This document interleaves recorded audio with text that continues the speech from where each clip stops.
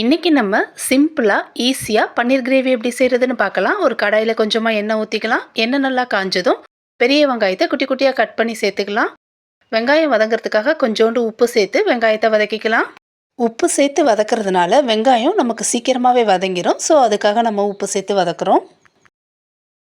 வெங்காயம் வதங்கிருச்சு. இப்போ நம்ம 1/2 ஸ்பூன் அளவு இஞ்சி பூண்டு பேஸ்ட்டு சேர்த்து வதக்கிக்கலாம். இஞ்சி பூண்டோட பச்சை மணம் போனதும் நம்ம இதில் தக்காளி அரைச்சி சேர்த்துக்கலாம். நான் 2 தக்காளியை நல்லா நைஸாக அரைச்சி வச்சுருக்கேன். அதை இப்போ சேர்த்துக்கலாம். இது கூடவே கொஞ்சமாக தண்ணியும் ஊற்றிக்கலாம்.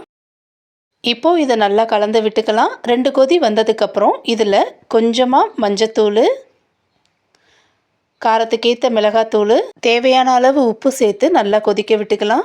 தக்காளி மிளகாத்தூளோட பச்சை வாசனை போனதும் நம்ம இதில் பன்னீரை சேர்த்துக்கலாம். இது கூட கொஞ்சமாக மிளகுத்தூள், கொஞ்சமாக கரம் மசாலா பொடி போட்டுக்கலாம். போட்டுட்டு நல்லா கலந்து விட்டுட்டு இப்போது இது கூட கொஞ்சமாக ஃப்ரெஷ் க்ரீம் ஊற்றிக்கலாம். கூடவே கொஞ்சமாக கஸ்தூரி மேத்தி போட்டு நல்லா கலந்து விட்டு இறக்கணுன்னா நம்மளுடைய சூப்பரான பன்னீர் கிரேவி ரெடி.